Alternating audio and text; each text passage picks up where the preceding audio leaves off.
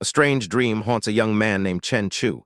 He is a colossal, godlike beast, a behemoth of destruction laying waste to a city as helicopters and jets swarm uselessly around him. In this dream, he feels an unbreakable connection to the creature, as if they are one and the same being, and as the beast, he declares that the world will honor him as a god. He snaps out of this reverie only to find a far stranger reality. He's on the floor of a messy room, looking at his own unconscious, bloodied body slumped on a couch. Panicked, he wonders what's happening and looks down at his hands to see reptilian claws, realizing with a jolt that he somehow turned into a sea iguana. The story then rewinds to explain. Chen Chu is a sophomore at the University of Ninghu, disliking dorm life, rents his own place. Fascinated by cold-blooded animals, he visited a pet store that had just received a new batch of exotic pets and was immediately drawn to an amphibious sea iguana. He purchased it, but the moment he let the creature loose at home, it lashed out, striking him in the head with its tail and knocking him unconscious. When he finally wakes up, he's lying on the floor of his apartment next to the small lizard. As he raises his arm, the lizard mirrors the movement perfectly, and he realizes with a shock that he can control its body as if it were his own limb. He grins, wondering if this is his gold finger, the beginning of his hero's journey. But his excitement quickly fades to disappointment as he considers the uselessness of his new power, sarcastically contemplating live-streaming his smart lizard or using it to sell seafood. He laments that while other protagonists get world-breaking powers, he's stuck with a tiny lizard. Hunger pangs snap him back to reality, and he decides to cook a delicious steak, figuring that since his new pet is a lizard, it should be fine with meat. After the iguana clone eats, a blue holographic screen suddenly appears before him, declaring that his clone received 5 evolution points and his own constitution has increased by 0. 5. This is his real cheat, a stat system linking him to his new pet. A flood of memories returns, showing his father rigorously training him in martial arts as a child, teaching him that true strength comes from the foundation and that giving up is cowardly. His father eventually left on a very long trip, telling him to never neglect his practice and that when he becomes a grandmaster, he'll see the other side of the world. A decade has passed since that day. Staring at the stat screen, Chen Chu notices his constitution has improved, making his body more muscular than before. He understands now that the points his iguana receives are reflected back on him, and if it gets enough points, it can evolve, perhaps even into the behemoth from his dream. This, he realizes, is his path to becoming a real martial arts grandmaster. With renewed purpose, he goes to the marketplace and buys 10 pounds of prime beef and 20 pounds of lean pork to feed his iguana, paying with a QR code before heading home with his haul. He lays out a grand feast for the little lizard, urging it to eat more so he can get closer to becoming a martial arts master. Through their connection, the MC can even taste the food, noting that the beef is better than the pork and that he should add more cumin next time. After the meal, he heads to his martial arts room and begins training on a heavy bag. A notification promptly informs him his extremities boxing experience has increased by 5, and he marvels at how much faster his progress is now with his improved constitution. The feeling of getting stronger through hard work is amazing, and he lets out a fierce cry as he delivers a powerful blow to the bag. A quick check of his status screen shows his constitution is now 28, and his boxing skill is intermediate, while his iguana clone sits at 195/200 evolution points. He reflects that in terms of traditional martial arts, he has reached the peak of the Ming realm, a top-notch fighter capable of taking on 10 men. He recalls a childhood lesson from his father about the realms. The Ming realm, the dark realm for first-rate experts who can fight 100, and the legendary transformation realm of the grandmasters, whose bodies are said to be unbreakable. In a flashback, a young Chen Chu asks his father what realm he is in, and his father admits to briefly reaching the dark realm once. Back in the present, he feeds his iguana one last meal, pushing its evolution points to 200/200. A system alert announces the evolution will begin, and immediately both the MC and his clone are seized by excruciating pain. The evolution is a violent, thrashing affair that wrecks his apartment, but when it's over, the iguana is significantly larger and more powerful. The MC stands up, a confident smirk on his face, and easily blocks a test lunge from his newly empowered clone. His status screen reveals the incredible truth. His constitution has doubled to 56, and his spirit has increased to 18. He is stunned, wondering if this doubling effect will happen every time the clone evolves, a prospect he finds both exciting and terrifying. Judging by martial arts standards, he has now entered the dark realm, and as he activates his traits, a powerful red aura of external energy erupts around him. He realizes that to grow stronger, he must rely on his iguana, which can now also channel his external energy. His intense training creates an earthquake-like noise, prompting his muscular neighbor to pound on the door. Neighbor is visibly intimidated by the MC's aura and nervously asks him to keep it down. Peeking inside, he's shocked by the trashed apartment, and the MC sheepishly agrees to find a quieter training method. Realizing the evolved iguana is now too large for his apartment, the MC decides it's time to release it into the sea. He drives to a deserted beach at night and lets his clone slip into the ocean waves. Submerged, he activates its energy sense, now covering a 10-meter radius, and immediately spots a mutated fish with 5 eyes. He makes it his first target, and the iguana clone shoots through the water to attack. The iguana easily tears into the mutated fish, and a notification awards the clone 10 evolution points and increases the MC's physique by +1. He notes that while normal food now only gives 1 evolution point, mutated creatures offer a much greater reward, which aligns with recent news reports about strange creatures appearing and the world being far from peaceful. The clone continues to hunt, quickly reaching its daily cap of 100 evolution points. He notes that while the iguana is amphibious, it still needs to surface for air. He finds a secluded underwater cave for the clone to rest in for the night. As the MC drives back, he passes a derelict-looking house just as he hears a muffled cry for help from inside. Intrigued and sensing trouble, he parks his car and decides to investigate, reminding himself to master his skills and act at the right time. Inside, 3 men have a young woman tied up. They are kidnappers, and one of them is berating another for letting the victim's gag slip. The boss threatens the woman, telling her to behave or he'll let his men have their fun with her. Outside, the MC activates his energy sense, mapping out the interior and identifying 3 men, 2 of whom are armed with knives. He decides it's a kidnapping or human trafficking situation and resolves to deal with them in under a minute to protect the hostage. He bursts through the door in a flash of red energy, moving too fast for the kidnappers to react. He dispatches the first 2 men with lightning-fast strikes before the third can even draw his weapon. The last man, the boss, lunges with a knife, but the MC easily dodges and counters. A fight ensues, with the boss introducing himself as Ning Fu of the Yuwang Fist style, while the MC declares himself a practitioner of Luo-Tuan 8 extremities boxing. They trade blows, with Ning Fu using moves like Tulu Fist and 2 horses joined Tang.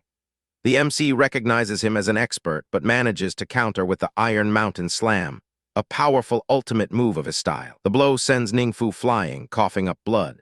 Defeated, Ning Fu expresses his shock at meeting a true disciple of Luo-Tuan, but laments that such a skilled martial artist has gone down a crooked path. Enraged, Ning Fu tells the MC that in this world you have to do whatever it takes to get ahead.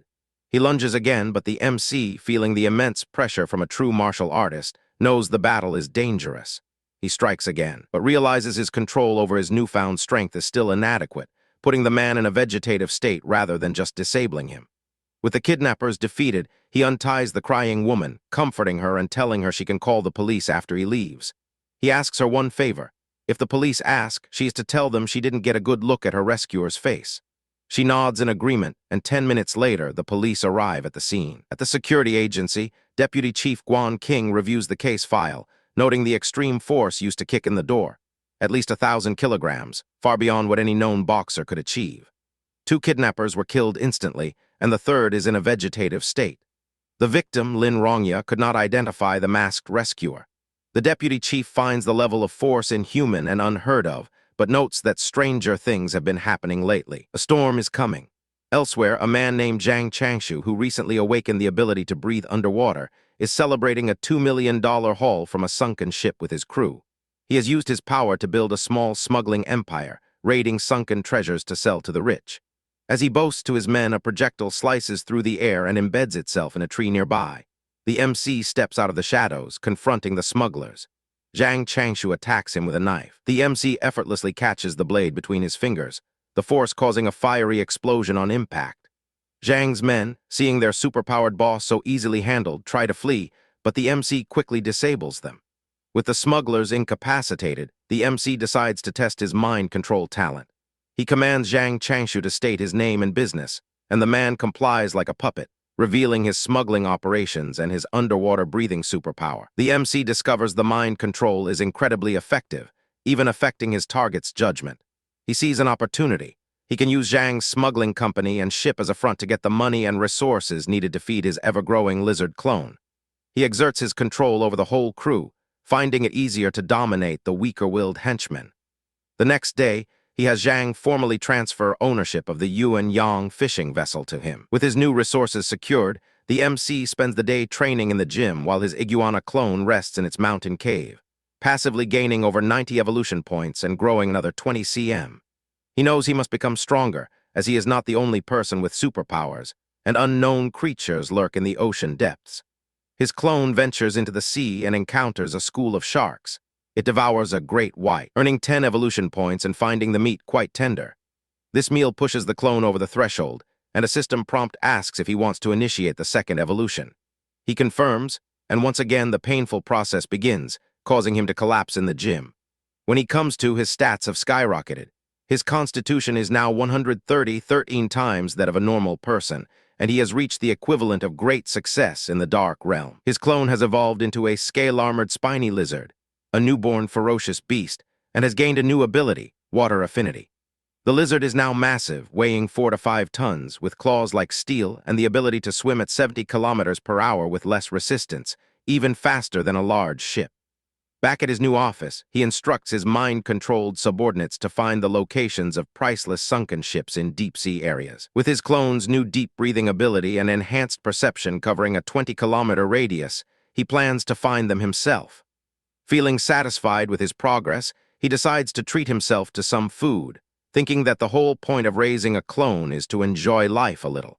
He heads to a pedestrian street, ready for a well-deserved meal. As he leaves the pedestrian street, the MC reflects on the expensive but delicious 3,000 yuan meal, a taste of the rich life he intends to have permanently once he takes over Zhang's company.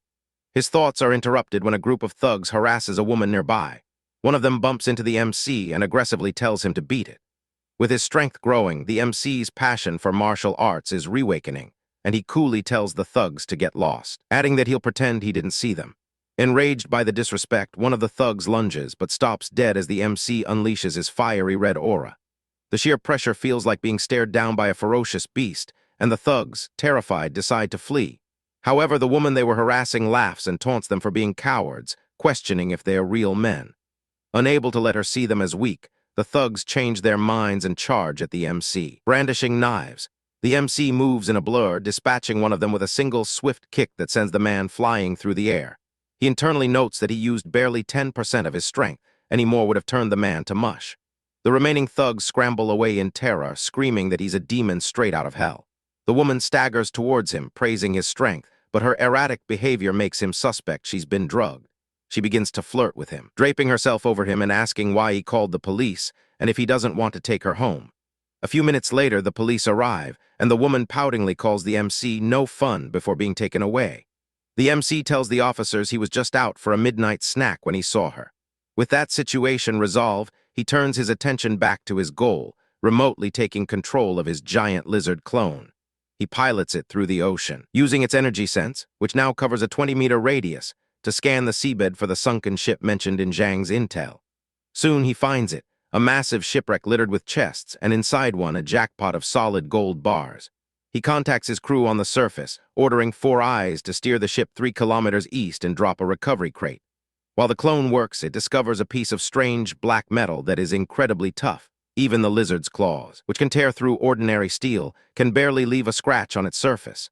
Deciding it must be valuable, he has the clone grab it just as a massive, eel-like sea monster ambushes them. Despite the creature's size, the MC is confident in his clone's superior power and defense, and it easily overpowers and devours the monster, earning a significant number of evolution points. A few hours later, the MC is on a deserted beach, testing his own rapidly increasing strength by punching the hard, sea-eroded reefs. His bone density is now nearly 20 times that of a normal person, and his external energy shield absorbs most of the impact, leaving him with only minor soreness that his insane recovery ability heals almost instantly. He estimates his punches now carry the force of 1.5 tons, and with his energy boost, he could punch straight through a person. He knows he needs a private place like this to train, as his powers would cause a massive panic if witnessed by the public. He examines the strange black ore his clone recovered, noting its 200-pound weight and extreme durability, thinking it would be perfect for a weapon if only he knew how to craft one. For now, he decides to focus on cashing in the gold. Back on his ship, he marvels at the haul of gold bars, which Four Eyes informs him were privately minted and can't be sold as antiques. The MC takes a large bag of the gold to a downtown shop, stunning the clerk with the sheer quantity. He is led upstairs to meet the manager, and after a quick quality check, agrees to sell the 250 grams of gold for 400 yuan per gram. Moments later, 5 million yuan is credited to his account. He feels a sense of surrealism, realizing that while his peers are still struggling through college, he just made a fortune in a single adventure. His first priority is getting a new car. His current one has a low chassis that is ill-suited for the bumpy coastal roads he frequents. He heads to a luxury auto showroom, where he runs into his ex-girlfriend with her new, rich-looking boyfriend. She points him out, loudly calling him the loser who used to chase me, and a broke college kid who doesn't belong there. The MC ignores them, but his ex's new partner continues the taunts.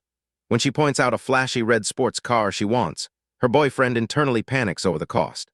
The MC, meanwhile, has his eye on a practical yet expensive white SUV with a high chassis and ample cargo space, which he declares meets all his needs. He tells the salesperson he'll take it, paying the 38 million yuan price in full by card. His ex and her boyfriend are stunned into silence. The boyfriend, recovering, insists the MC is just bluffing and makes a bet. If the MC can actually afford the car, he will call him Dad. But if the card is declined, the MC must call him Dad. The MC coolly agrees to the deal. The transaction is approved instantly, and the salesperson hands a stunned MC the keys.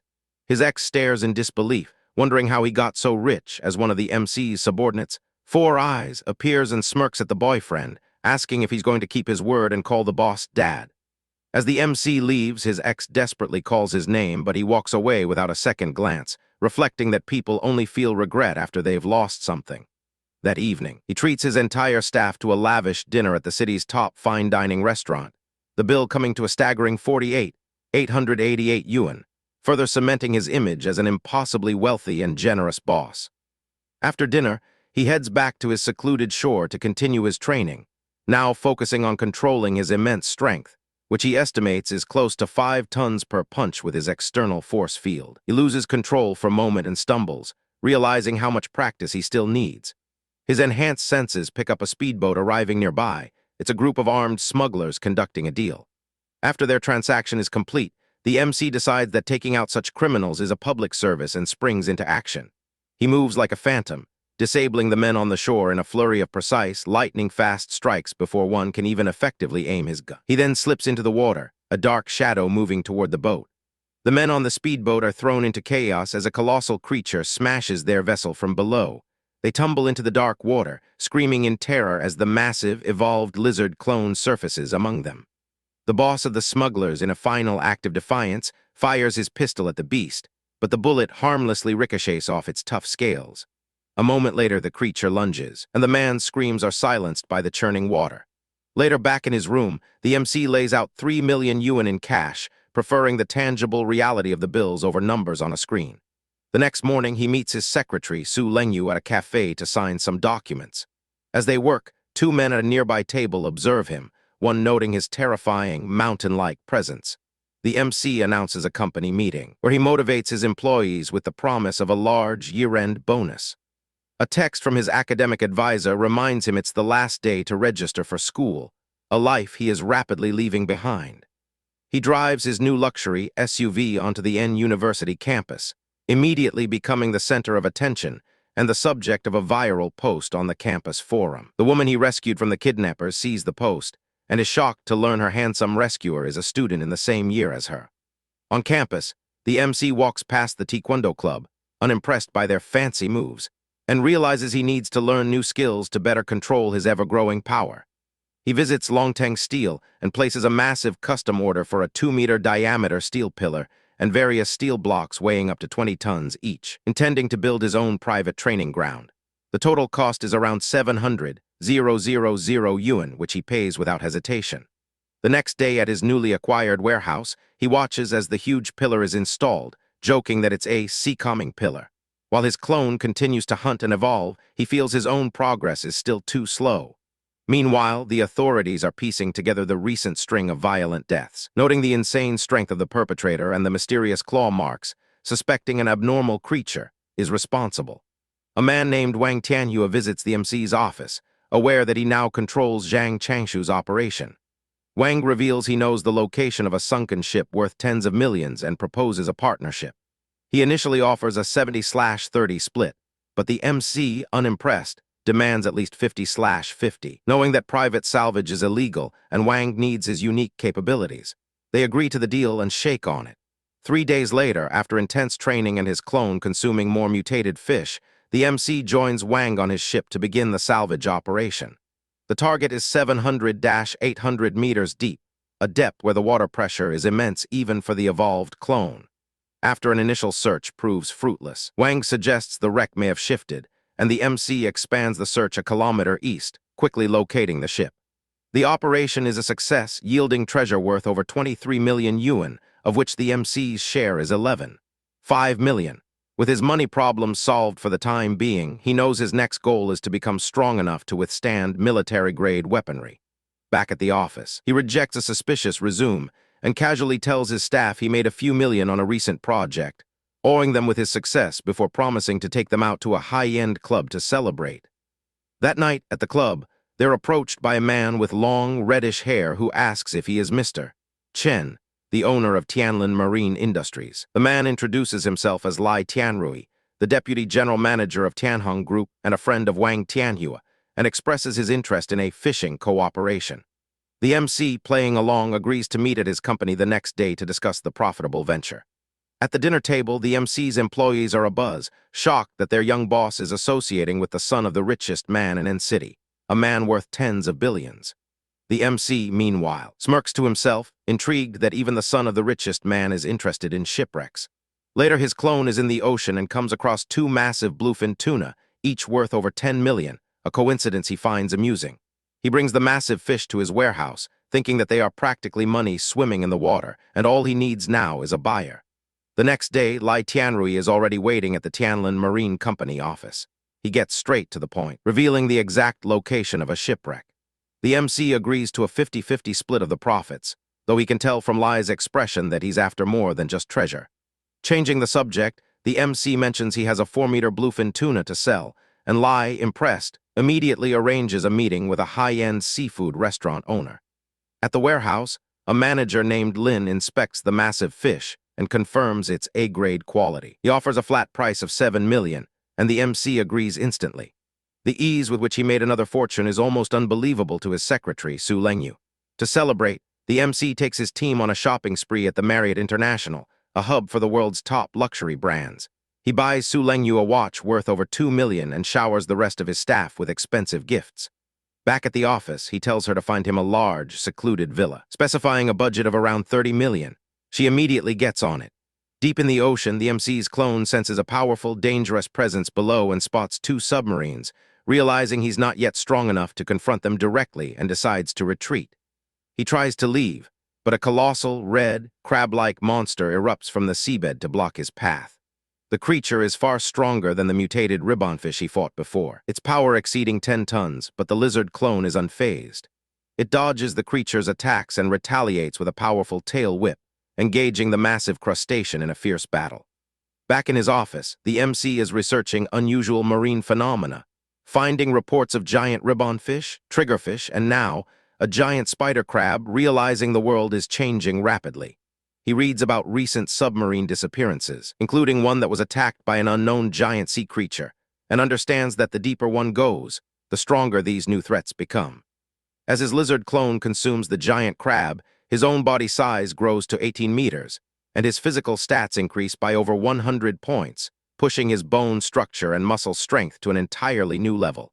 He tests his newfound durability, finding that not even a handgun can do more than scratch his skin. And with his natural armor and reaction speed, ordinary bullets won't even leave a dent. Feeling the need to expand his knowledge, he visits a bookstore, realizing the world is not as simple as he thought. He buys books on Bajiquan and Xingyiquan, 2 martial arts that seem simple but are difficult to master, and begins training in his warehouse. He gets a call from Wang Tianhua, who has arrived for their salvage operation. On the ship, he finds the gold thereafter, but also a special box filled with black mud. After the job, he learns of more mysterious deaths where the victims were drained of all their blood, the work of the same entity he encountered before. He continues his rigorous training, and after several days, a notification announces he has comprehended a new martial art technique by combining Bajiquin and Xingyiquin, which he names Explosive Fist. His clone's water affinity allows it to easily evade sonar, and it raids a massive fishing net, feasting on the trapped fish before the fishermen can pull it up, much to their dismay. Lai Tianrui invites him to the Mingluo Elegant Pavilion, a high-end establishment. After a night of indulgence, the MC feels a familiar, unsettling aura following his car. He initiates a high-speed chase, but the pursuer effortlessly keeps up. He stops at the seaside and calls out his stalker, who turns out to be a strange, pale woman with long black hair, introducing herself as Yin Zio. She reveals she's not human but a more perfect version, and her intense life force signature makes him want to consume her. She attacks, her movements inhumanly fast, and they engage in a devastating battle on the shore. She is shocked by his strength, as he doesn't have the aura of an awakened being, yet he is able to match her blow for blow. She reveals the ability to fuse with her surroundings, but the MC notices her aura weakens with each attack he lands on her merged form. Defeated, she laments that if she had one more month, she could have completed her shadow transformation, becoming powerful enough to challenge even a war god. A system notification informs him he has killed a corruptor and gained 10 attribute points, a new concept for him. He learns these points can be used to enhance his abilities or unlock new elemental powers. He researches Corruptor and Awakener online, but finds the information has been blocked by the authorities. Deciding to explore this new world when he is stronger, he uses his attribute points to enhance lightning, gaining lightning mastery. This new ability is also granted to his lizard clone, which he tests by unleashing arcs of electricity in the ocean. Meanwhile, Guandu and another agent from the Special Affairs Bureau arrive at the N City airport to investigate the recent string of deaths. They examine the latest victim and use a strange power to reveal a lingering, ghostly aura, but it suddenly vanishes. After acquiring his villa for 25 million, the MC is suddenly ambushed and abducted by a group of armed men. He's taken to a warehouse where he finds the smugglers he fought on the beach, now working for new boss. The boss, having waited all night, is infuriated, but the MC remains unnervingly calm. The men draw their guns, but the MC moves in a blur, disarming them before they can fire a single shot.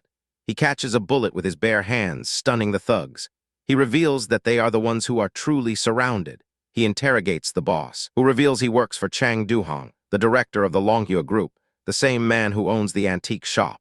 The MC leaves him a message to see him tonight. Chang Duhong, a ruthless businessman, is unfazed and plans to see if the MC is capable enough to take the 20 million he's been offered.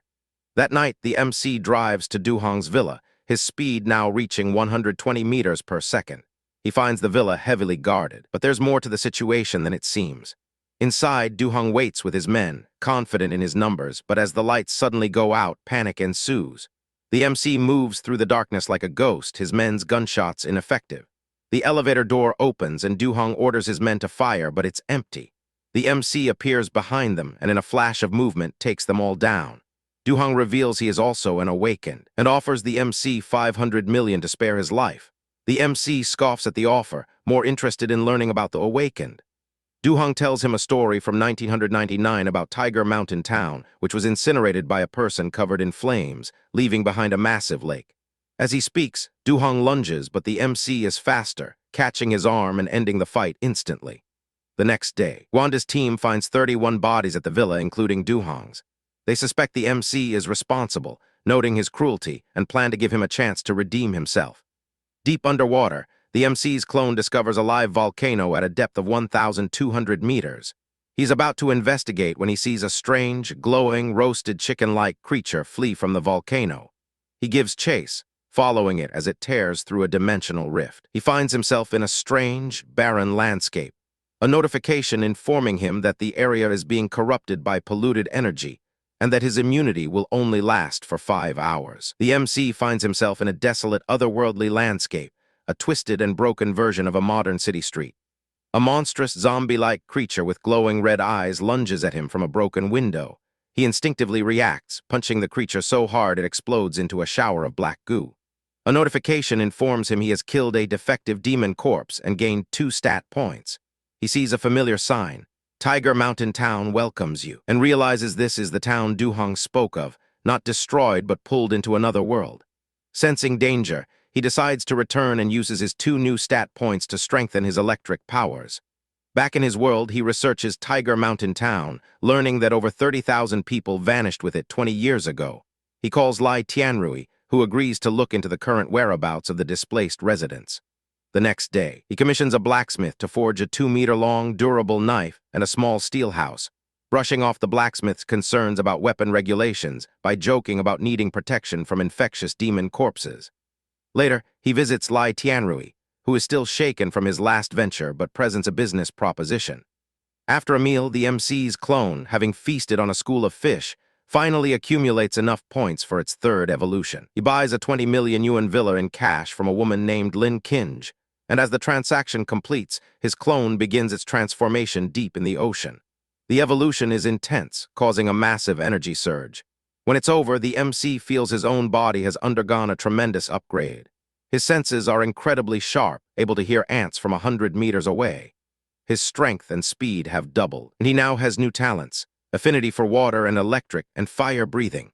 His clone is now a massive 40-meter-long beast that he dubs a real-life Godzilla. It can now coalesce its energy into a powerful fiery breath attack, though the MC notes it's still relatively weak internally. The clone dives deeper and encounters a colossal, dark fish with a single glowing eye. The beast is incredibly powerful, but the clone manages to kill and devour it, gaining over 2,000 evolution points. Inside the creature's cave, the clone finds a pillar that emits a terrifying aura. Embedded in it is an ancient factor, which the system prompts him to absorb. The absorption triggers another extraordinary evolution, granting both him and his clone the power of Crimson Flame. The clone tests its new power on a nearby island, obliterating it with a single blast of fiery energy. Back in his new warehouse, the MC has received his custom-made armor and a 120-kilogram greatsword he names the Heavenly Sword. As he tests his new gear, he senses a small girl watching him from the ruins of the Otherworld, the same girl who had stolen his roasted chicken. He re-enters the dimensional rift and finds the town is more lively at night, filled with more of the demon corpses. He effortlessly cuts one down, gaining 5 stat points, which he uses to strengthen his new sword, adding durability and sharpness. He carves a bloody path through the monsters, his stats and abilities growing with each kill. He eventually faces a massive 5th-tier armored demon and after a prolonged battle defeats it, gaining 100 attribute points and unlocking the demonic armor element. He finds the little girl, who introduces herself as Zai Zai and seems to have no ill intent. He takes her back to his world, gets her cleaned up and fed, and she tells him about the Black Tide, a dangerous dark lake in the Otherworld. He uses his accumulated attribute points to upgrade his armor and skills, breaking past the intermediate level and becoming at least 3 times stronger. The next day at Ning University, a new special department is announced, recruiting students for high-level training to become lieutenants, a direct response to the growing supernatural threats. The MC watches from his warehouse, training with his new steel pillar and perfecting his exterminating flame punch, a move he estimates carries 150 tons of force. He is spotted on campus arriving in his luxury car and is soon surrounded by other students who have been recruited, including the girl he saved from the kidnappers, Lin Roya. A military officer named Huang Junfeng arrives to test the new recruits, using a machine that can measure up to 15,000 kg of force. The other students' results are mediocre, but when it's the MC's turn, he shatters the machine with a punch that registers 186 kg. Guandu is stunned, recognizing his power is at a 5-star level, and offers him a promotion to vice head of the new bureau if he joins. The MC politely declines, preferring to work alone, but accepts the monthly salary offered to registered, evolved individuals. His registration is announced on the Bureau's public forum, making him an instant celebrity and revealing him as the one who saved Lin Roya. After his clone devours a giant whale, his own physique and strength skyrocket, his body now 90 meters long and his strength increasing from 29 to 70 tons. He feels he is now at least a level 7 or 8 compared to other Evolve, easily able to withstand an armor-piercing round. In the Pacific Ocean, a military yacht from Kangaroo Country is tracking a large life form when the MC's clone, now a colossal sea dragon, attacks. The yacht's sonar is damaged, and they are thrown into chaos as the 40-meter beast surfaces. They fire torpedoes, but the clone is too fast, easily evading them before destroying the vessel with a massive explosion of fiery energy. The MC watches an evening gala on TV where a talented new student, Siru Kyankian, is performing. He is shocked to recognize her as the drugged woman he rescued from the thugs on the street. After her performance, she rejects Asura and is later approached by the MC. She recognizes him and recalls the incident, and they leave together, much to the envy of the other students. He takes her to the dark tide in the other world and finds a suitable cave to serve as his base of operations, now able to create and close the dimensional rift at will. He kills another demon corpse, this one wielding a flaming spear, and discovers he can now use his system to absorb elements from defeated enemies to enhance his own gear. He extracts the fusion core element from a powerful flaming demon and merges it with his heavenly sword, transforming it into an extraordinary weapon capable of channeling his flame and lightning powers. Back in his villa, he thinks about the impending apocalypse and is contacted by Siru Kyankian for lunch. He takes her to a high-end restaurant where she is shocked when the bill for their meal exceeds 70,000 yuan. He pays without a second thought and tells her about slaying monsters and leveling up, a concept she mistakes for a game. He later takes her shopping at a luxury goods store, buying her $30,000 worth of clothes, further cementing his mysterious and wealthy persona. That night, he senses an anomaly at a nearby gym and finds a man has been possessed by a polluted entity. He swiftly kills the creature, and Guanda's team later investigates, realizing a powerful, fire-wielding individual is operating in their city. The MC reflects on the 20 years of peace bought by the blood of those who fought in the last apocalypse, and realizes that a new era where anyone can become extraordinary has begun. His clone devours the carcass of a giant whale and finds its power growing exponentially.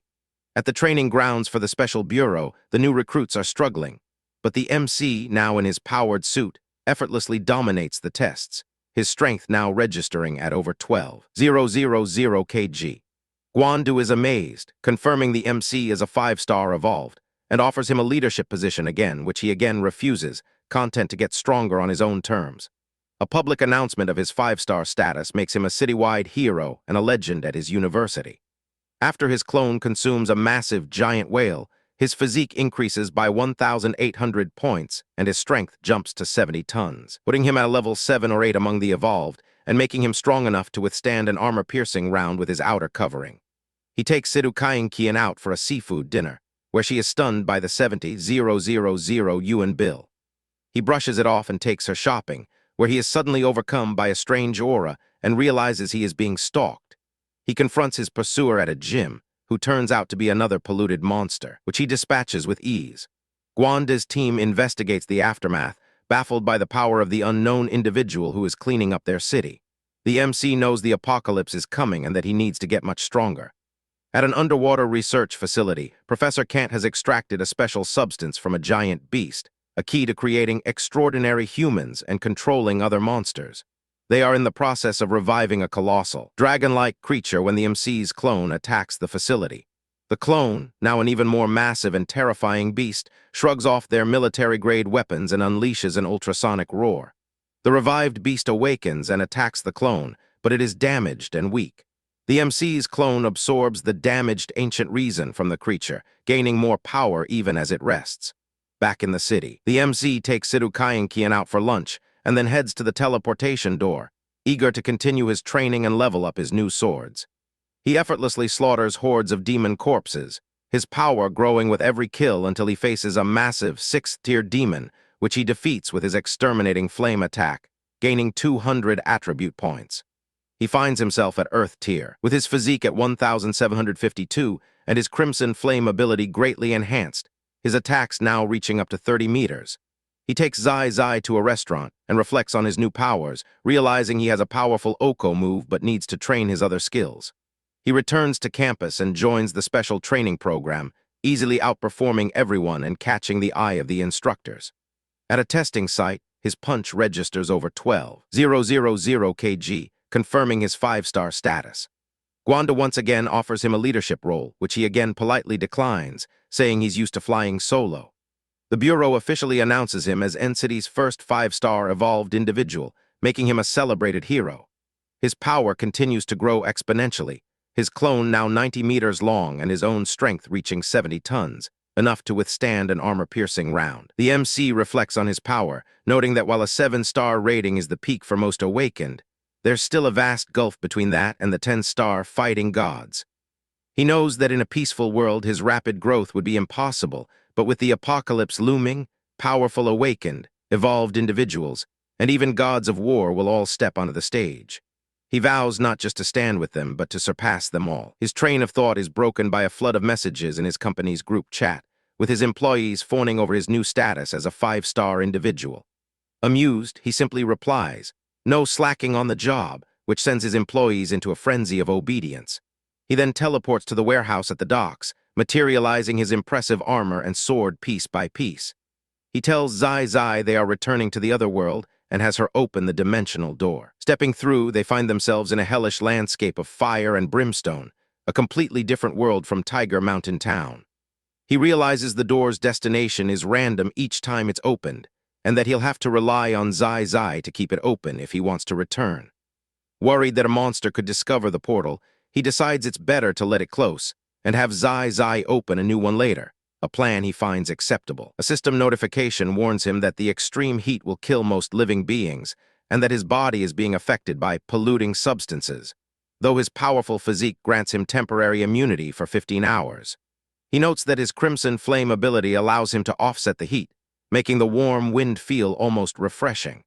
Exploring the barren, fiery world, he finds no signs of life. He's about to have Zai open a new door when a poisonous smoke monster suddenly materializes and attacks. The creature is bizarre, its physical form seemingly intangible, making it immune to both physical and fire attacks.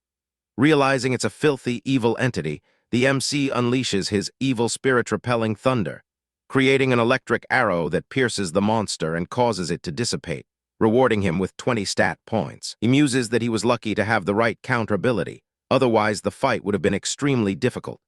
Just then, Zai wanders out from behind a rock, having ignored his instruction to wait at the door. He gently chides her, telling her it's dangerous, and she vanishes the door before following him deeper into the fiery landscape. They soon come across a massive, ancient structure that looks like a prison or a seal. As he approaches, he realizes the structure was designed to hide the aura of a colossal monster, and from the lava river below, a true dragon emerges. The dragon, named Vandenfeld, is arrogant and powerful, mocking the foolish humans for challenging it. It offers the MC a choice, be buried in this world or become its new servant. The MC scoffs, declaring he's more interested in the dragon's bones. Enraged, the dragon sends its flying minions to attack, but the MC incinerates them with a blast of crackling lightning. He then proposes that the dragon become his servant instead. The dragon, infuriated by his audacity, attacks, but the MC easily dodges and counters, his blade clanking uselessly against its tough scales. The dragon unleashes its dragon hellfire, but the MC, cloaked in his own crimson flame, is completely immune and even inhales the flames, much to the dragon's shock. He gathers the absorbed energy and fires it back as a massive, superheated blast, injuring the beast. He then unleashes his full power, transforming his armor and sword with his bloody explosion technique and engaging the dragon in a furious close-quarters battle. The dragon fights back fiercely, but the MC, now wielding the heavenly sword infused with both flame and lightning, is too fast and too powerful. He unleashes his ultimate move, Exterminating Flame, a devastating fiery slash that tears through the dragon's defenses and kills it. The massive beast crashes to the ground, dead. The MC, panting from the exertion, notes that the attack used only 10% of his Kai and that his natural recovery should be enough to cancel out the strain. He examines the dragon's corpse, realizing its scales, teeth, flesh, and even its lava-like blood are all extraordinary, priceless materials. He decides to take the head, which he estimates is worth at least 100 million to the government, and stores it in his expanded inventory space, which he purchased with 200 attribute points. He uses his remaining points to upgrade his intuition, gaining a mid-level intuition that allows him to sense danger and see between the lines, and enhances his armor's intimidation factor, awakening a king's intimidation aura that can paralyze weaker beings with fear. Back in the real world, his clone uses this new aura to paralyze a massive school of fish, allowing a nearby fishing boat to haul in an unprecedented catch. He then uses his upgraded moon step ability to fly through the fiery world, his intuition guiding him to the ruins of a kingdom of giants, a civilization that worshipped a dragon god. He finds a temple and senses a powerful presence inside, another creature like the one he just fought. He enters the temple and is ambushed by another polluted monster, which he easily dispatches, noting that his temporary immunity to the world's corruption is running out. He calls out to the hidden entity, who reveals himself as the Venerable One, a muscular, four-armed being wreathed in green energy. The creature attacks with a powerful energy blast he calls Eternity, but the MC blocks it, realizing he is facing a 7th-tier demon. The creature demands he kneel and surrender, but the MC responds with a furious barrage of attacks, activating his blood explosion form too. He unleashes a whirlwind of slashes, overwhelming the creature with his superior speed and power. The battle is intense, but the MC eventually overpowers the Venerable One, ending the fight with a final, decisive blow. The chapter kicks off in the middle of a cataclysmic battle, with a colossal explosion of white and gold energy ripping through a desolate, rocky wasteland. The shattered remains of a crystalline white humanoid figure are sent scattering across the cracked earth.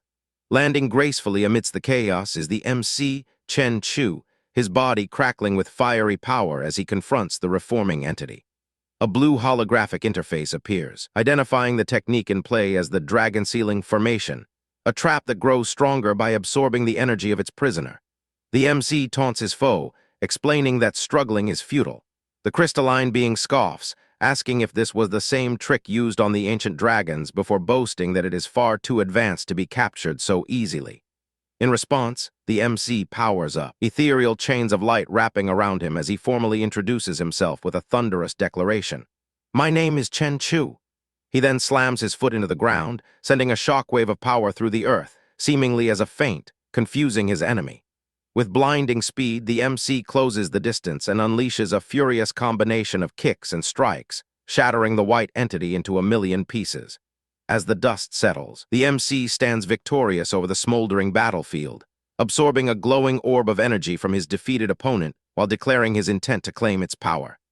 A flurry of system notifications confirms his victory, announcing that his Crimson Flame and Lightning abilities have been upgraded and that he has acquired a Dragon Sealing Talisman.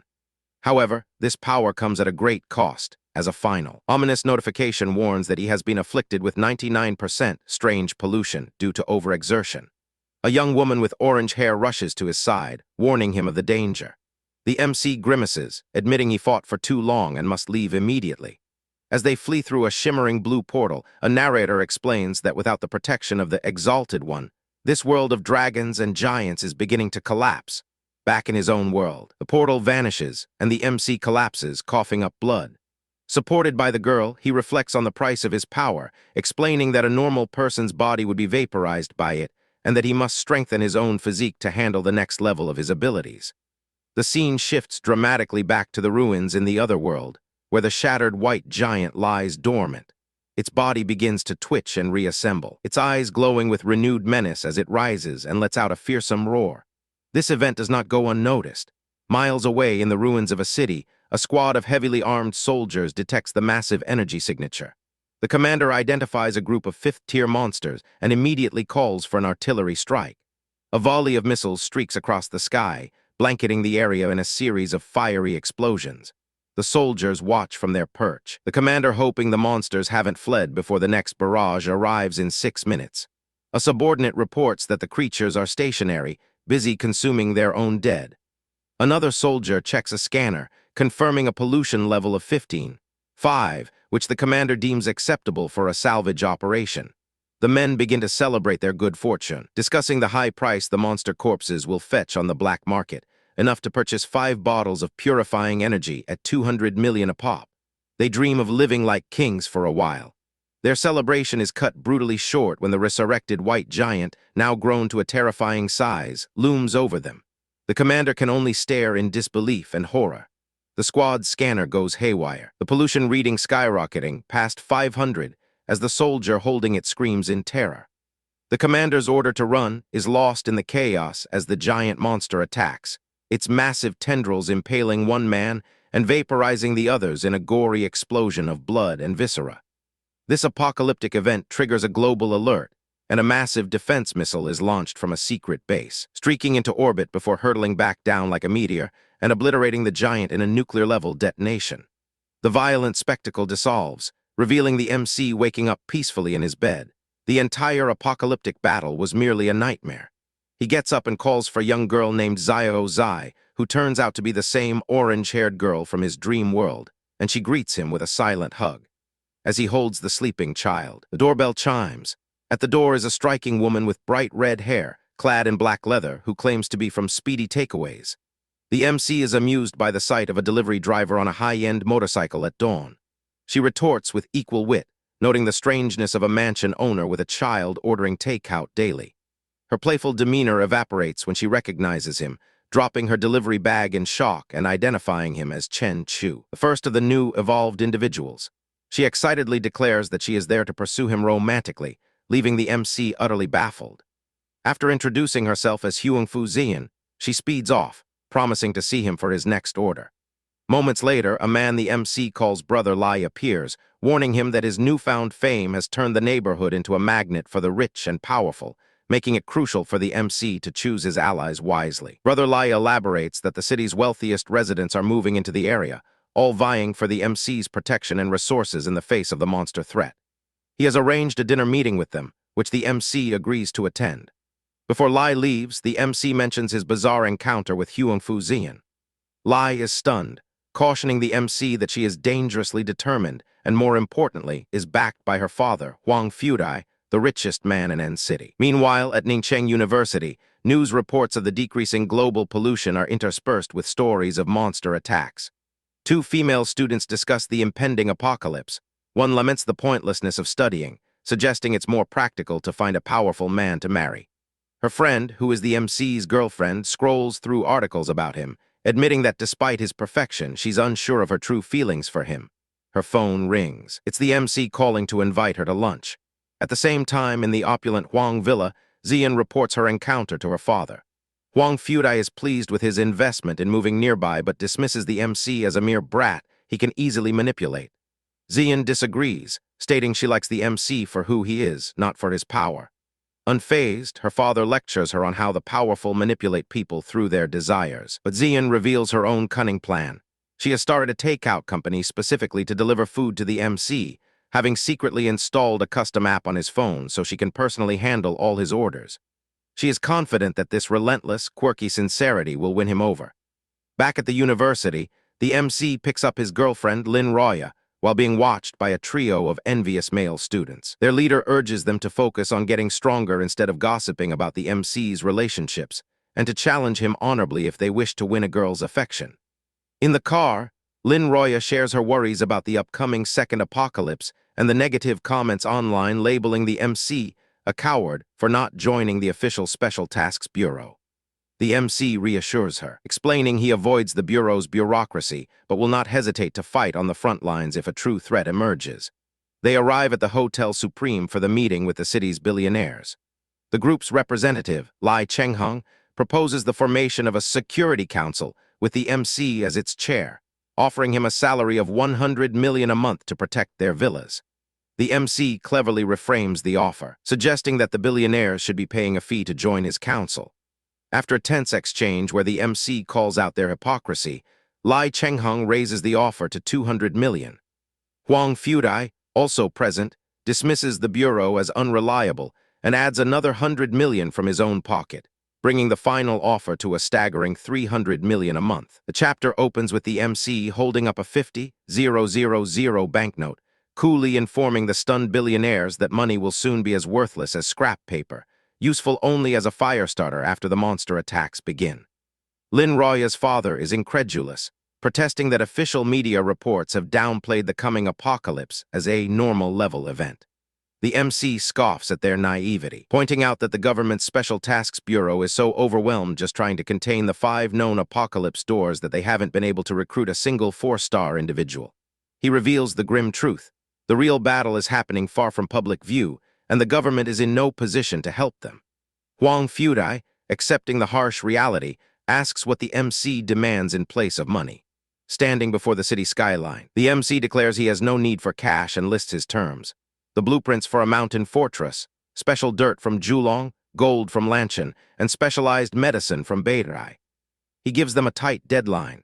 He wants to see the fortress blueprints in 3 days and the entire defensive structure completed within 1 month, transforming their cluster of luxury villas into a self-sustaining bastion against the end of the world. Stunned into silence by his audacity and vision, the billionaires can only applaud, acknowledging his fearsome power and foresight. After the deal is struck, Lai Zongwen sees his father and the other magnates off, then tells the MC and Lin Roya to enjoy the hotel's amenities, revealing his father has stocks in the establishment. Lin Roya, now referred to as Kian, seizes the opportunity, telling the MC she needs to discuss something important with him and leading him to a luxurious executive suite. The room is a fortress in itself, completely soundproof and shielded from all outside signals. With the stage set, she turns to him and with a blush on her cheeks makes her move. "Become my girlfriend?" The MC, momentarily taken aback, remarks that things are moving a little fast. He decides this is the perfect moment to help her evolve, recognizing the extreme danger of channeling his immense power into a normal human but proceeding with intense focus. He places his hand on her, and a crimson aura erupts around them, the raw energy of his being flowing into her. He carefully monitors the process, relieved to see her body absorbing the energy without signs of pollution or mutation. Internally, he explains his method, using his dragon sealing stamp ability to create an evolution seed from the monsters he has consumed, a risky but direct path to power. A flashback to an hour earlier reveals the conversation that led to this moment. The MC had bluntly told Kian that with the escalating apocalypse, finishing college was a pipe dream. He challenged her to think about her future beyond just running from monsters, then offered her the chance to become an evolved individual. He explained he could crystallize a portion of monster power for her to absorb, granting her immense strength. But the warning was severe. Failure to control the power would transform her into a monster herself. Kian, however, showed no fear. She declared her desire to become strong, to protect her mother and to fight by his side, never wanting to be a burden again. Impressed by her resolve, the MC agreed. Back in the present, he gently warns her to stay perfectly still, admitting with a slight smirk that this is his first time performing the stamping. The scene then shifts to a media company, where a producer named MS. Wang is showing the MC a hilariously over-the-top promotional video for a hero from another city, complete with cheesy narration and explosive special effects. She explains that these viral videos are a gold mine and that her company's app can apply powerful filters to make anyone's moves look epic. She pitches a lucrative contract to the MC, citing his status as the first of the new generation of Evolved, and shows him absurd examples of sponsored content, from superhuman instant noodles to apocalypse-proof condoms. MS. Wang pushes harder, telling the MC his handsome face alone could attract millions of female fans, but he cuts her off, stating flatly that he isn't interested. As he's being escorted out, she makes a last-ditch plea, shouting an offer of 100 million a year for a single ad. Unmoved, the MC tells his secretary to get rid of her. Refusing defeat MS, Wang plays her final card. The world doesn't need another celebrity, it needs a true hero. She shows him images of the official superhumans of other nations. M-City's Hulk, Y-City's Human Blade, arguing that people need a symbol of hope to rally behind. Her words strike a chord. The MC reconsiders, realizing that building a public image could be strategically useful. While he refuses to do live streams, he agrees to film a single promotional video. The result is a slick, cinematic piece portraying him as a silent, deadly, and graceful protector of humanity, a true hero for the coming darkness. The video is an instant sensation. At the Special Tasks Bureau headquarters, Lai Zongwen's teammates watch in awe, realizing the MC's power is far beyond what they imagined. He isn't just an evolved, he's awakened. Far away at a mysterious Japanese shrine, a council of mystics reports to their leader, a winged goddess named Izanami. They have located a monarch-class beast cub in the ocean, but M-City discovered it first, meaning international law dictates they only receive a 30% share of its valuable resources. Izanami scoffs, dismissing the law and declaring that whoever kills the beast first claims all the spoils. Deep beneath the waves, M-Country's Poseidon assault team explores the massive, eerie skeleton of a whale, their radiation detectors suddenly going wild. The readings climb to an impossible 1,500 sieverts as a colossal, terrifying eye snaps open in the abyss before them. Simultaneously, the Special Tasks Bureau team investigates a series of disappearances at a local haunted house attraction. Inside, their pollution sensors flicker and die as they step into a hidden off-map room. After a cheap jump scare from a prop, a real crystalline monster smashes through the wall. Pan Hao, the team's cocky brawler, charges in but is quickly overwhelmed by the creature's regenerative abilities. Just as he's about to be killed, His teammate Peng Lun calmly takes aim and blows the monster's head off with a single, precise shot from her high-tech pistol. Pan Hao complains about her stealing the kill, but she coolly reminds him that he was only a target because her spear had pinned the creature down. Their captain arrives and delivers a blistering critique of their chaotic teamwork, reprimanding Pan Hao for his recklessness, Peng Lun for her narrow focus, and the others for firing carelessly near a teammate.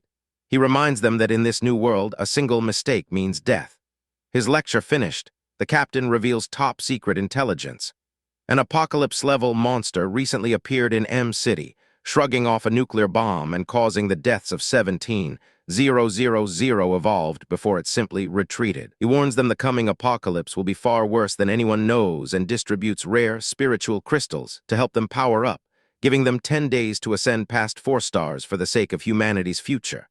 Back at the hotel, Kian wakes from a terrifying nightmare of a shadowy dragon, finding herself wrapped in sheets and glowing with newfound power. The MC is watching over her. He tosses her a glass, which she accidentally shatters with her enhanced strength. He congratulates her. The evolution was a success. A narrator's voice explains the global frenzy for evolution, where black market inducers sell for millions despite the horrifying risks, heralding a new, dangerous era for humankind. The scene returns to the Japanese mystics on Ayacho Island, who perform a ritual to part the sea. They descend to the underwater lair of the monarch-class cub, its power even more immense up close. Izanami orders her subordinate Benton to use her illusion magic to subdue the beast, but the creature's dark aura is too strong. Benton is instantly corrupted, her eyes turning black as she begins to chant praises to the void. As a historical voiceover details humanity's discovery of the divine origin and the dawn of the evolved era, the corrupted mystics fall into a frenzied chant of praise the gods. A calm, powerful voice cuts through their madness. Praise me, my name is Chen Chu. The MC has arrived to crash the party. As the Japanese mystics reel from his sudden appearance, their leader, Izanami, quickly orders her subordinate Inari to analyze the intruder. Inari activates her Kaju Divine Sight, a powerful sensory technique, but the MC counters with a similar ability of his own, causing a psychic backlash that makes Inari cough up blood. Izanami is shocked. Her divine sight has been reflected. Furious, a hulking, red-skinned mystic named Daikokyuten charges forward, vowing to crush the MC with a single punch, but the MC effortlessly repels him with a casual gesture. As the brawler is sent flying, the MC uses a powerful gravitational manipulation to halt his momentum, and then hurls him back at his comrades, warning them to stay out of the fight. Enraged, Daikokyuten is about to charge again when the MC appears directly in front of him, taunting him before unleashing a devastating punch that shatters the ground. The MC's power seems to neutralize gravity itself, leaving the mystics dumbfounded. Another warrior, Nura, unleashes a powerful energy blast called the Irad Cannon, but the MC casually swats it aside, the attack disintegrating harmlessly against his hand. The ease with which he handles their attacks leaves Nura trembling in fear, muttering the word monster. The MC vanishes in a burst of speed, reappearing behind Nura and delivering a kick that sends him hurtling through the air. Izanami, realizing they are outmatched individually, orders her followers to combine their powers. The MC scoffs and unleashes his own ultimate attack. Red Flame's blood explosion. A wave of crimson energy erupts from him, engulfing the mystics and leaving them petrified in stone-like husks, their hands outstretched in a final, futile gesture of attack. One of the mystics, a man named Ebisu who seems to specialize in earth-based techniques, survives the initial blast and with a cocky grin traps the MC in a prison of divine rock, boasting that he will suffocate once the air runs out. His confidence is short-lived. Inari cries out a warning as the rock prison begins to glow from within, melting under the intense heat of the MC's flames. The MC bursts free, mocking Ebisu's soft defenses. Unfazed, Ebisu layers his attack, creating a second shell of silver and a third of celestial gold, a triple bind that he claims has completely exhausted his divine power.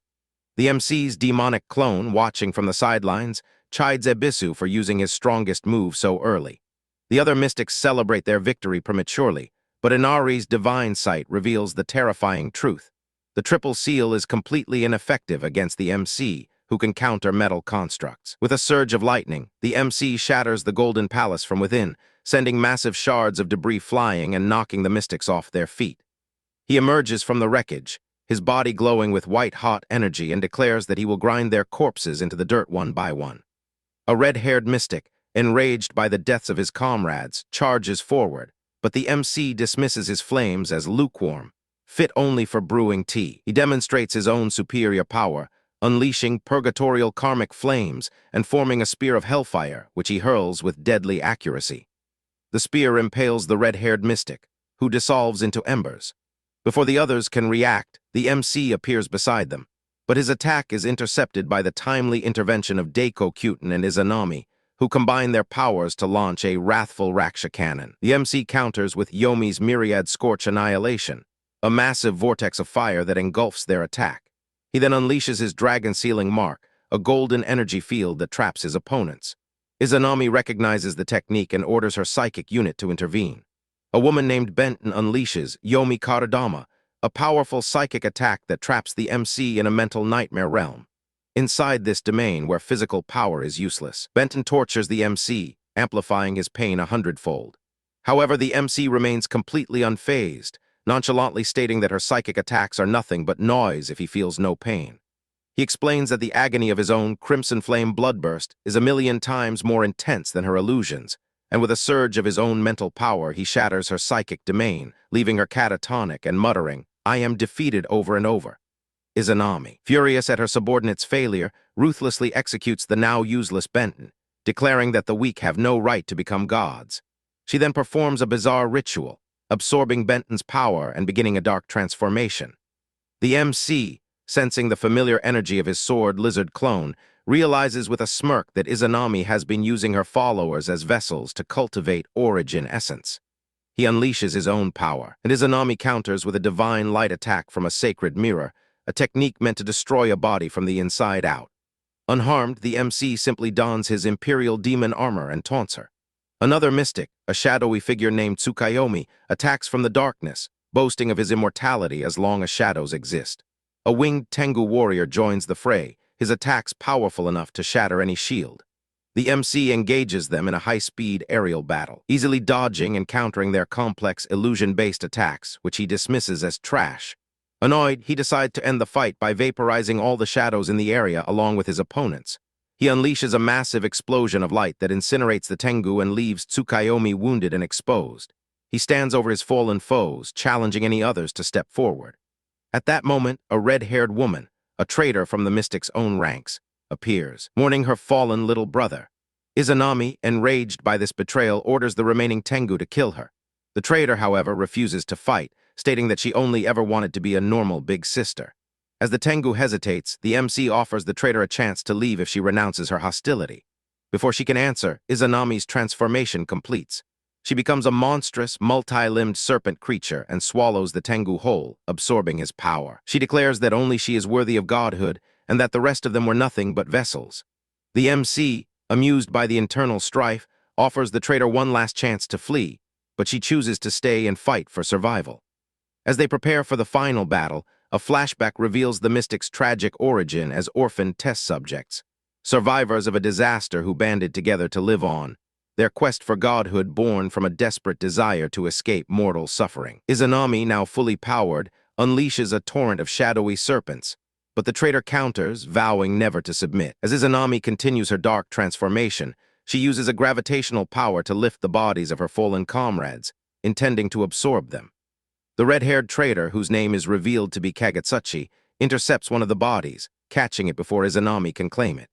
Enraged, she decides to take her own life rather than become part of Izanami's power-up, unleashing a final, suicidal attack called Yomi Scorch, Sunflare Rage Burst. A massive ball of fire erupts from her, but Izanami, now a monstrous serpent-human hybrid, is completely unfazed. She mocks Kagetsuchi's naivety, explaining that the origin essence within her will remain even after her body is destroyed, and with a flick of her serpent tail, she swallows the fiery essence whole. With 7 of her former comrades absorbed, Izanami turns her attention to the last 2 survivors. At this moment, the MC and his clone, the sword lizard, vanish into thin air, leaving Izanami momentarily confused. Inari, the mystic with the divine sight, reappears alongside the sword lizard, having teleported them to safety. She begs the sword lizard to kill her and destroy the origin essence crystal within her before Izanami can claim it. The sword lizard, however, is a fiend, not a hero, and is unmoved by her plea. Izanami reappears, furious at this second betrayal, and sneers that she will devour them all and ascend to godhood. She lunges at them, but the sword lizard, after a moment's consideration, decides to intervene not out of heroism, but because Izanami threatened him directly. He easily blocks her attack and with a chillingly calm demeanor declares that she must die. He unleashes a torrent of ice, freezing her solid, but she shatters the prison with a flex of her power. As she recovers, Sword Lizard's hand begins to glow with an intense, fiery energy, a technique he calls Crimson Flame Bloodburst. 4. He unleashes a storm of fire and lightning, incinerating Izanami's monstrous form and reducing her to ash. However, from the smoke emerges a swarm of shadowy serpents, Izanami's last-ditch effort to survive. The Sword Lizard calmly allows the serpents to swarm him, then unleashes his power once more, vaporizing them completely. From the dying embers, 3 colored streams of energy, representing copper, silver, and gold, emerge and wrap around the Sword Lizard, attempting to rust, seal, and corrupt him. He effortlessly brushes off the attack and then unleashes his Cinder Mirage, creating a fiery clone that distracts Izanami's final, desperate lunge. As she bites down on the decoy, the real Sword Lizard appears behind her and impales her with a blade of pure golden energy, causing her body to crystallize and then shatter. With her dying breath, she laments her failure to become a god. The MC walks over to the weeping Inari, who's cradling the body of her fallen comrade, and with a simple "let's go," teleports them away from the scene. They reappear in the ocean and are rescued by a passing boat of armed men. The MC, carrying the unconscious Inari, asks to be taken to shore. Safely in a hotel room, the MC reflects on the self-destructive nature of humanity and his own place in the world, vowing to be the blade that cuts through the chaos. Meanwhile, at the Special Affairs Bureau, agents are in a frenzy over a video of the MC's battle. Their instruments showing his power has broken through the 5-star level, with a single punch registering an impossible 1,500 tons of force. The captain, a man named Guan, explains to his bewildered team that after 5 stars, raw power is no longer the metric. It's all about transcendent power, abilities like controlling gravity or unleashing hellfire. As he lectures them, the MC is back in his residence, examining the origin essence crystal he recovered from Izanami's defeat. He absorbs its energy, and a notification confirms his Constitution boost has maxed out at 9,999, signaling the start of his 4th evolution. A young girl named Zio Zai appears, concerned for his well-being. The MC reassures her and, seeing her hunger, offers her some of the energy crystals, which she happily accepts. He tells her to eat up, promising that once she's strong enough to restore the gate, they will fight monsters together. Their quiet moment is interrupted by a global alert. Abnormal pollution levels are detected worldwide, and a new apocalypse door has appeared near an abandoned building. The MC and Zio Zai arrive at the scene just as a massive, 4-armed demon ape emerges from the swirling purple portal. The pollution level skyrockets, and the MC, eager to test his new limits, decides to end the fight quickly. He unleashes a punch with the force of 500 tons, completely obliterating the demon ape and leaving behind a pure energy crystal. He absorbs it, gaining 1,000 evolution value, and realizes he needs 10,000 more to fully evolve. He enters the portal, finding himself in a lush, undeveloped rainforest teeming with demonic beasts, a perfect hunting ground. He spots swarms of demonic ants and mosquitoes, noting their unusual energy signatures. One mosquito consumes another and instantly evolves from a Tier 4 to a Tier 5 elite. The MC watches in fascination as he begins to understand the ecosystem of this world. All creatures, from the smallest insect to the largest ape, are part of a perfect, endless energy cycle, their lives dedicated to refining demon crystal essence for a colossal, ancient tree at the center of the forest, the Tree of Life. As he observes this grim cycle of servitude and sacrifice, the MC's eyes gleam with a predatory light. He declares that this perfect cycle ends today. He will take all the essence for himself. The chapter begins in the Forest of Death, where the MC, Chen Chu, methodically slaughters every demonic beast in sight, his armored form a blur of purple energy and flashing steel. He collects a massive pile of crimson demon crystals, the spoils of his massacre.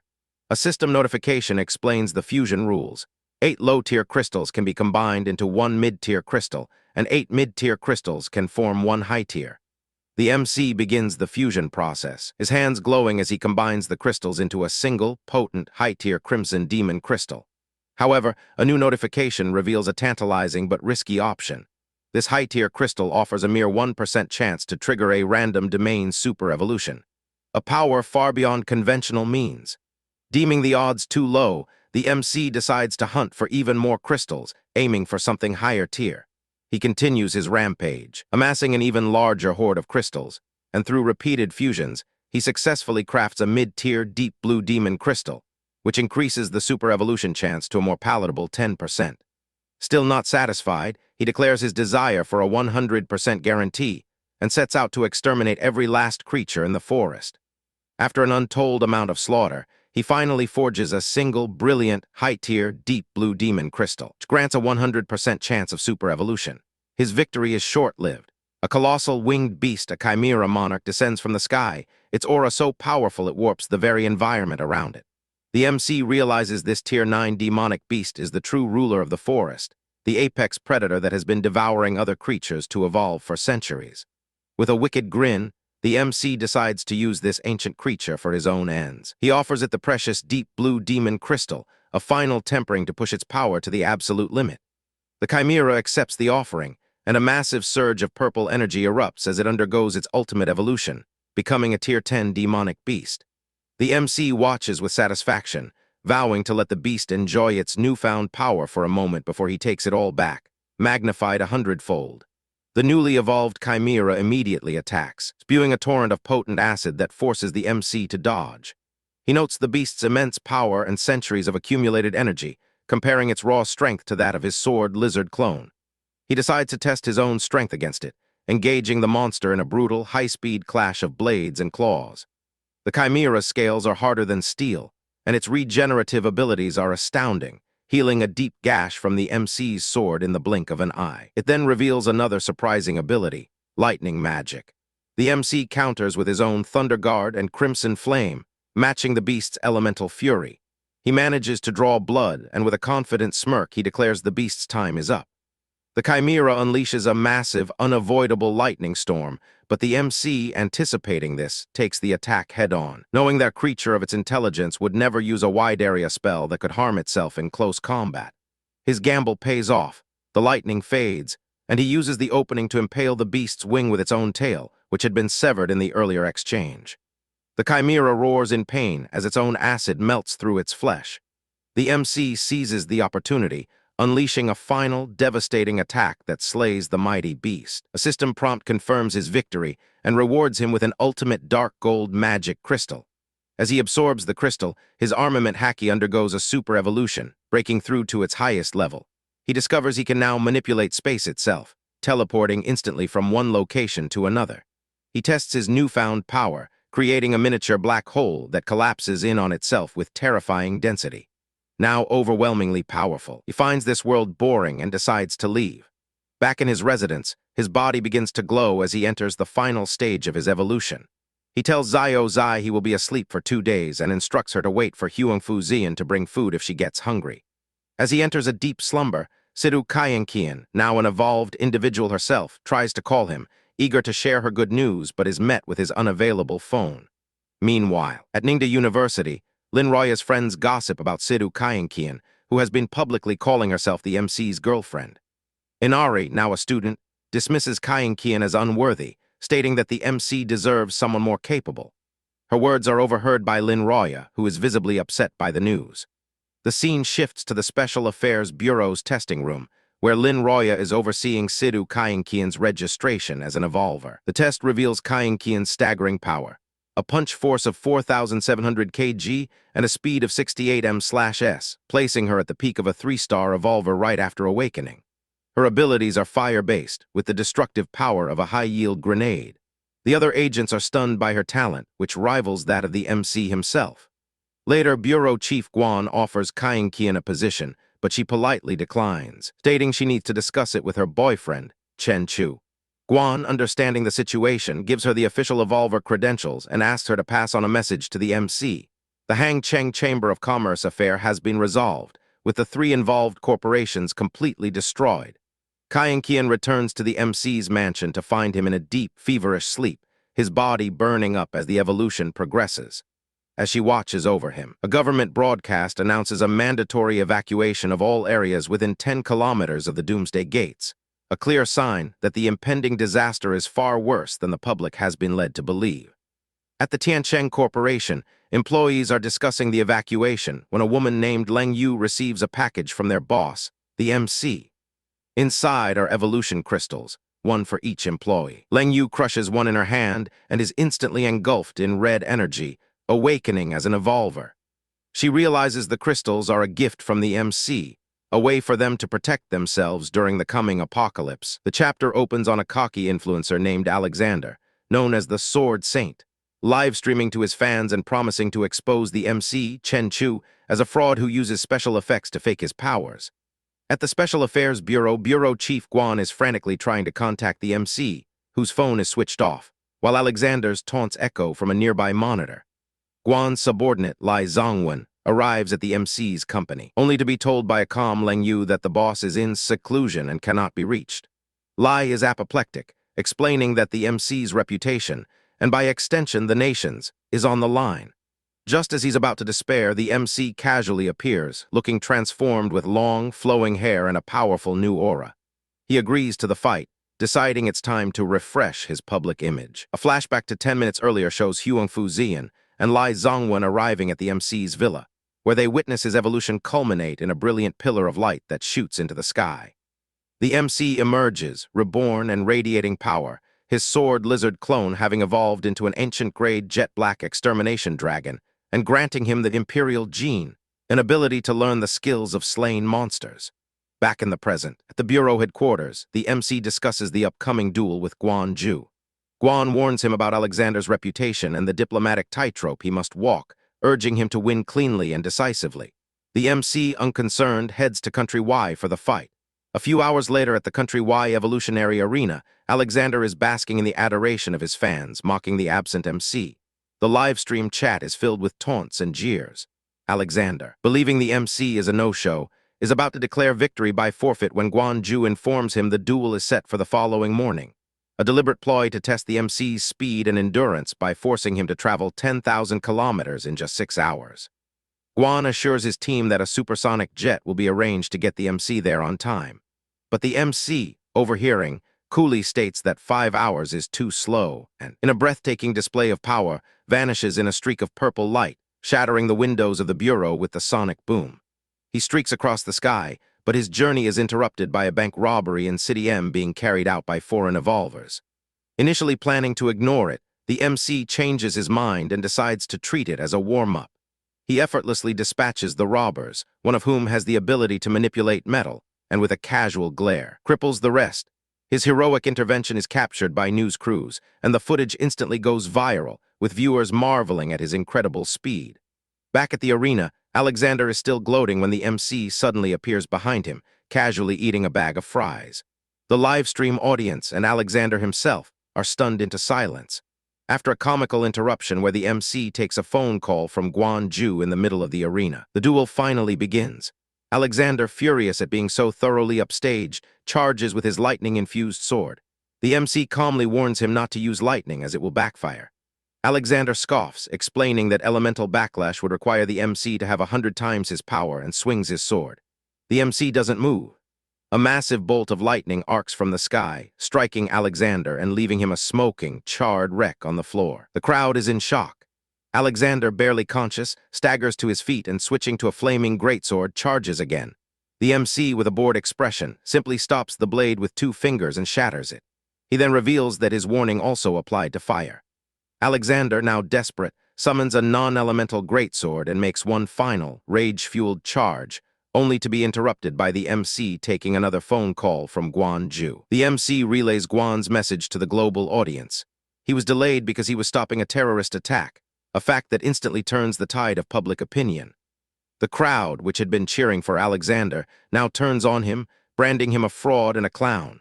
The MC then delivers a powerful speech about the true meaning of heroism, honoring the ordinary people who fight and sacrifice in the shadows, their bravery unmeasured by any power ranking. Utterly defeated and humiliated, Alexander collapses. In a secret command center, 2 figures, Corsa and Catherine, watch the broadcast. They discuss their ARC plan and reveal that the MC's clone is actually a doomsday-tier monster, not a human, and they issue a kill order, authorizing the use of tactical nuclear weapons if necessary. The MC, meanwhile, receives a call from Su Lengyu and flies to her location, a villa where she and the rest of the company employees are gathered. Lengyu, who now has long hair as a result of her evolution, greets him warmly. She demonstrates her newfound weapon manipulation ability by making a fruit knife hover in the air. The MC, having encountered a similar but inferior power before, realizes the true potential of her ability. It's not just telekinesis. It strengthens any object she recognizes as a weapon, its power directly proportional to the quality of the weapon itself. To prove his point, he summons his Heaven Tyrant Blade, a weapon radiating an immense, soul-crushing aura of death and destruction. He offers it to Lengyu, who, despite the blade's terrifying presence, reaches out and takes it, a silent cry of agony echoing from the sword as she successfully binds it to her will. The chapter opens with Su Lengyu struggling to even hold the Heaven Tyrant Blade, its immense power overwhelming her. The MC encourages her, telling her to try taking a swing. She gathers her strength and manages to lift the massive sword, its purple energy flaring wildly. With a cry, she loses control and collapses, the sword clattering to the ground.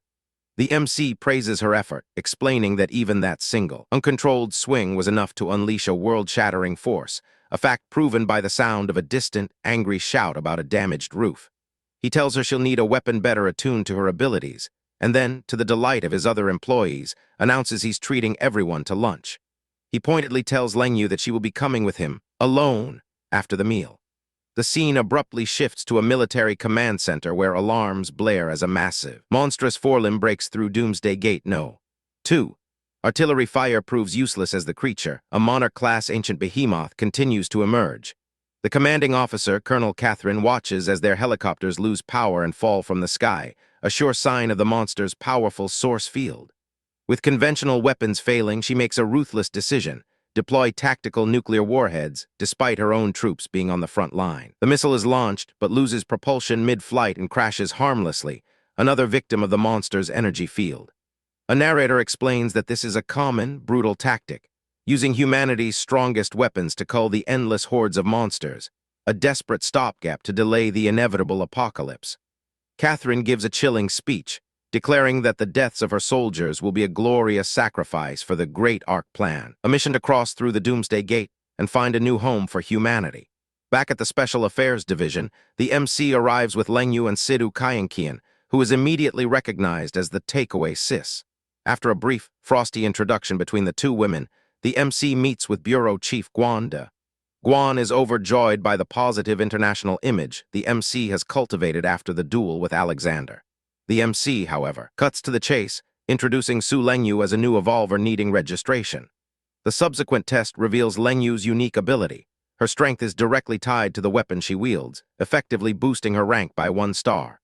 Guan is suspicious, questioning how 2 powerful 4-star level evolvers have suddenly appeared by the MC's side. The MC, activating his observation hacky to sense he's not being spied on, decides to be frank. He reveals a massive, egg-sized demon crystal, a resource so rare and potent that Guan is left breathless. He explains that a crystal of this size is priceless, far purer than the refined versions the Bureau distributes. The MC, enjoying Guan's shock, reveals he has many more, which he picked up from a small doomsday world that has since been destroyed. Realizing the source of the MC's meteoric rise in power, Guan immediately asks his price. The MC, stating that money is worthless, makes his demand: access to the Bureau's strongest weapons for his newly formed hero team in exchange for the demon crystals, a fair trade. Guan agrees, and they proceed to the armory, where he presents a tang knife forged from a meteorite, the Wandering Dragon, and a shorter complementary blade called Hidden Scale. The MC senses a connection between the 2 weapons and gives them both to Lengyu, who discovers they resonate with each other, unlocking their true potential. Next, Guan presents a fire-based auxiliary weapon, the Purple Phoenix Fire Wings, but warns that it is tainted with powerful contaminated energy. Before he can explain the danger, a small, childlike figure, Zio Zai, appears and casually devours the contamination, shocking Guan to his core. The MC calmly explains that she is his daughter and is immune to contamination. With the artifact purified, he gives it to Kyankian. She puts on the bracelet, but her evolution level is too low to control its immense power, and she erupts in a column of fire. The MC calmly instructs her to tame the power herself, which she successfully does, her body now wreathed in magnificent wings of flame. With his 2 new generals equipped, the MC officially forms the Transcendent Squad. The scene shifts back to the bureau, where Lin Roya watches the trio from a distance, her expression a mixture of jealousy and despair. At that moment, a base-wide alert sounds. The doomsday tide has begun. Guan rallies his hero squad, explaining that multiple secondary gates have opened across the city, unleashing hordes of unstable and dangerous monsters. He tasks his newly promoted 4-star evolvers with handling the crisis, reminding them to use this as an opportunity to hone their skills. Meanwhile, at the MC's villa, Inabayu Yuko, the fox-eared girl from the Yamada no Orachi group, arrives seeking shelter. After a quick analysis of the other two women's powers, she realizes she is hopelessly outmatched and offers her intel-gathering services to the MC's new squad. The MC, however, announces he has a more important mission and entrusts the city's defense to his new 3-woman team, telling them that 3 people are enough to save the world if they believe in their own strength. As he prepares to leave, Zai alerts him. A new door has opened.